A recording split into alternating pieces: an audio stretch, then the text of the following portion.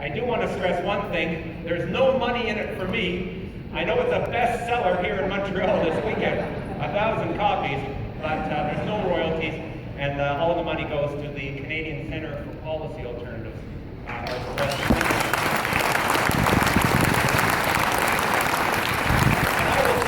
Backup band later. If anybody wants to come and have their book signed, I'd be very honored to do that. Thank you, Jerry and Peter, to the union for all your support of that initiative.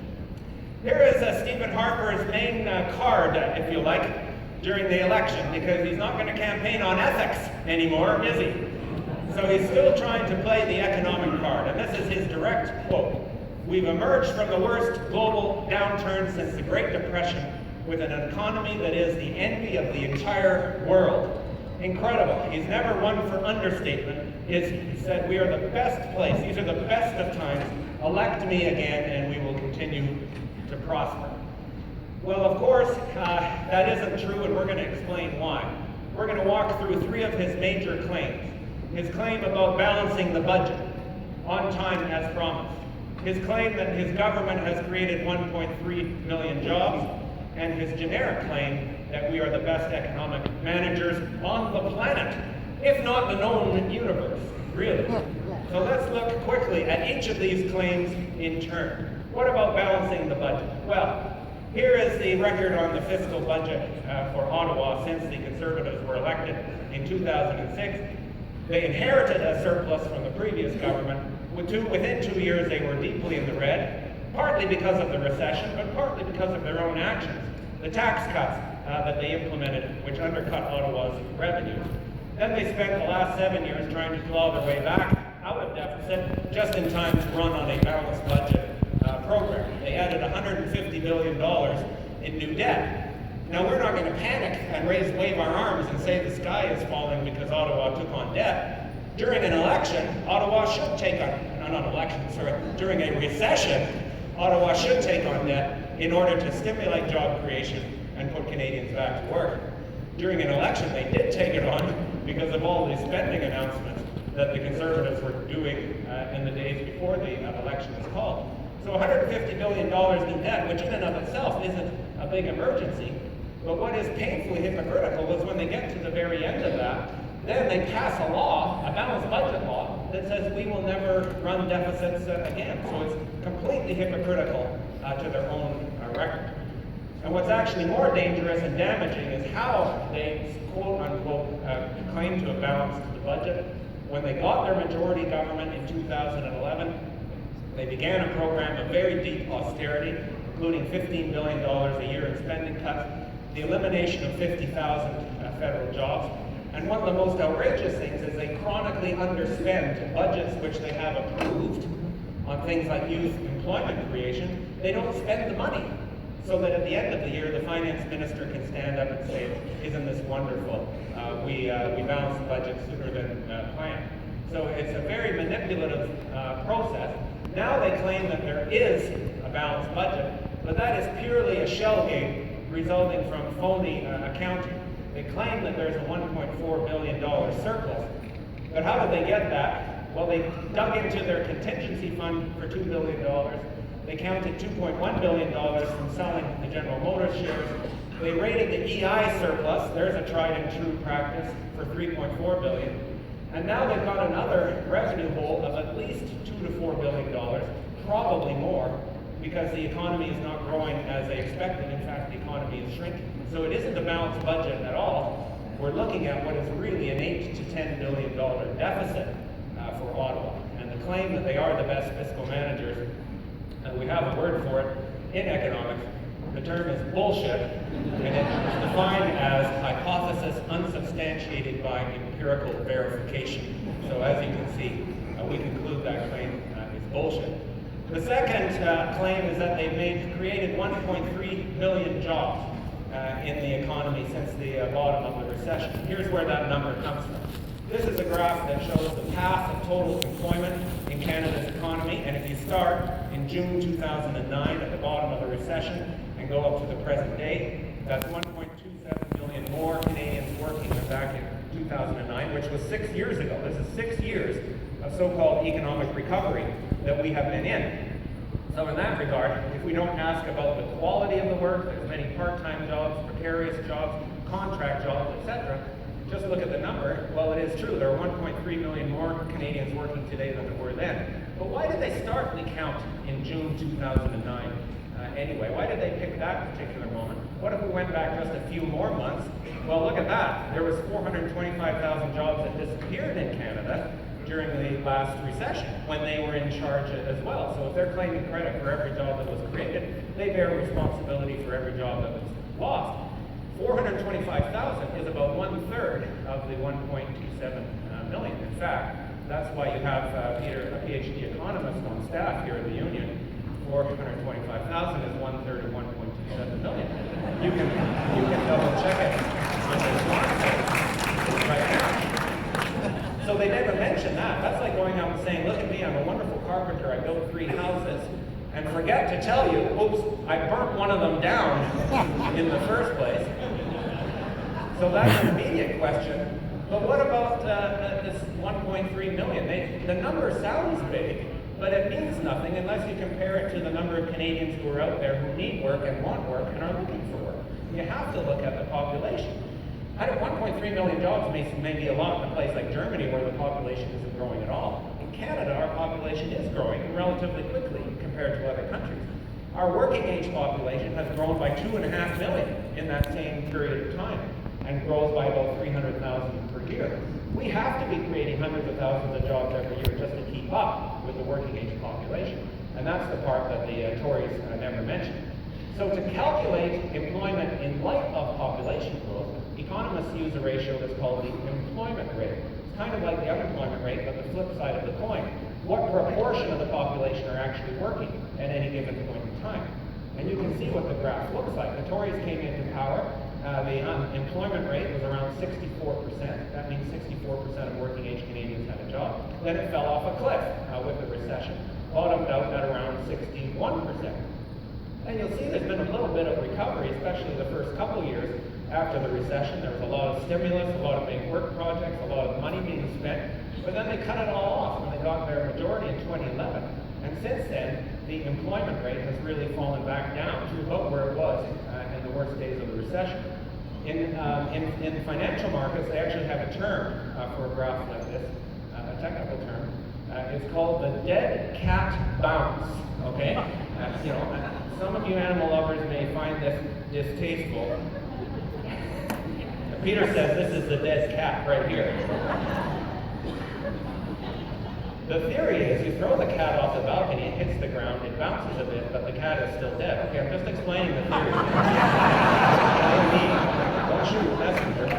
But this was a lot like a dead cat bounce, and if we adjust for the number of Canadians who need work, we're actually as bad off today as we were in the worst days of the recession, and that's why it feels like a recession, doesn't it? In your own communities, in your own local unions, people are as worried and insecure as they were during the recession. So the claim about job creation, we can rank it as bullshit again. So the third generic claim the Conservatives say is that we are the best economic managers in the world. And what we did to investigate that was we undertook a big project with the Unifor Research Department. I was working on this along with my colleague. I do want to acknowledge the work of Jordan Brennan, our young economist in the research department. I haven't yet gotten to the point of putting on ridiculous costumes and dancing in public, but I think that will come soon, Jordan, so stand by. Jordan and I worked on an economic review of the economic performance of Canada under Harper and under all of the other post-war prime ministers. So what we did was we chose 16 conventional economic indicators, things like GDP growth, job creation, business investment, exports, and so on.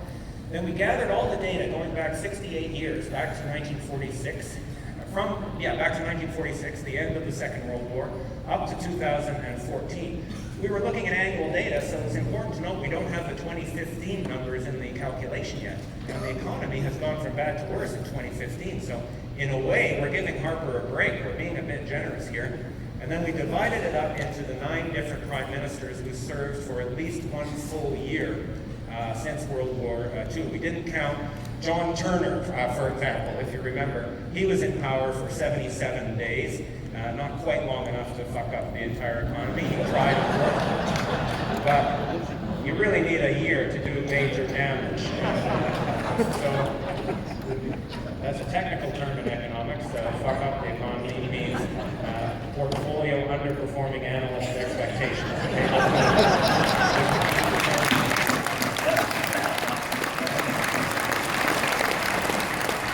So the results were actually pretty amazing. We divided our results into each of the 9 prime ministers. So there's Stephen Harper, our strong, stable leader, there at the bottom, all the way back to Mackenzie King, the guy who took economic advice from his dog, and everyone else in between. So how do they all rank? We have 3 major categories of our indicators. One is the world of work, because there's nothing more important than having a job and earning money to support your family. And look at how Harper did on each of those indicators. Job creation, the worst job creation since World War II. The employment rate, that's job creation relative to the population, second worst. The official unemployment rate under Harper has averaged just over 7%, so that's the 4th worst of the 9. The true unemployment rate has averaged over 10% when you count the hidden unemployed who don't show up in the statistics.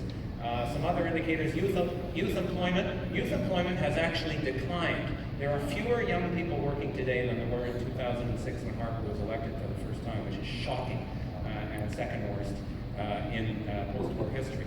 We also looked at the world of production. What is it that we're doing when we're on the job in terms of growth, productivity, investment, exports? Again, you'll see there he's worst or second worst on all of those categories. Here's one that, for example, just is surprising. We hear Harper and his team talking all the time about the importance of free trade. He's out signing free trade agreements all the time. He's trying to get this TPP down before the election is even over.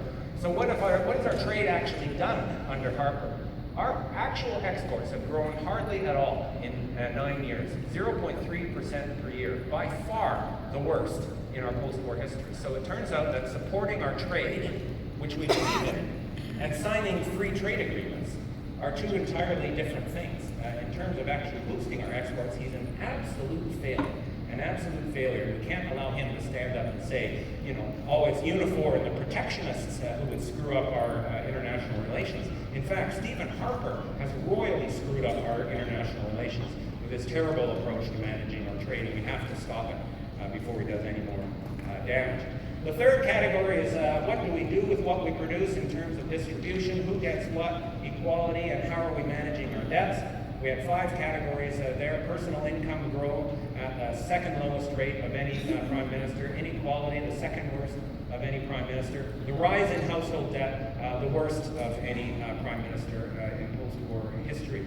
So while he claims all this credit for balancing the budget, he hasn't done very well in that regard, actually.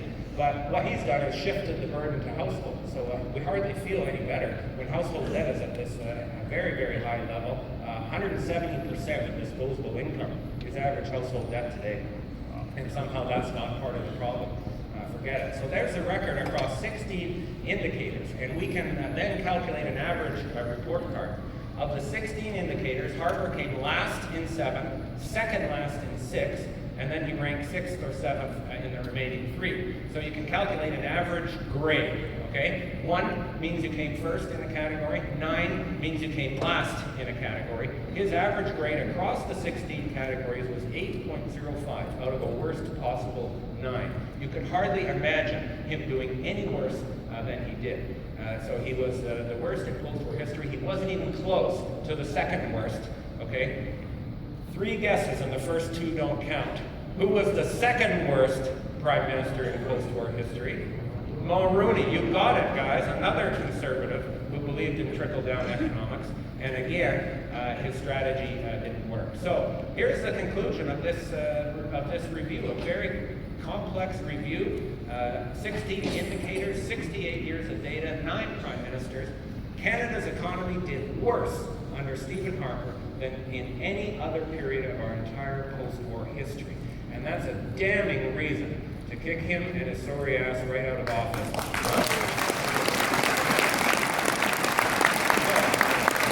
This is an argument we've got to be making in our locals and in our communities, and we've got some resources to help. The full paper, 66 pages of it, including a 26-page statistical appendix where every single variable is laid out in nauseating detail. For those of you who prefer the company of a spreadsheet to the warmth of a living human being, take that 66-page paper and live it and love it. For those of you who don't, there's a 2-page summary. And that was distributed here at the convention, and it will also be on our Unifor Vote sites. We have a short video, a 4-minute video that summarizes it. We also have a full video that gives the whole presentation that I just gave that we could put on DVD. For any locals, if you want to show the whole presentation in your local, let us know and we'll send you the DVD. Takeaway plan. Harper is going to boast about his economic credentials, and he should be struck by lightning every time he raises because Canada has never done worse than under his leadership, and that's another good reason to defeat Harper and everything he stands for on October 19th. And with the power in our union and the power in this room, I know we're going to do it. So thank you very much.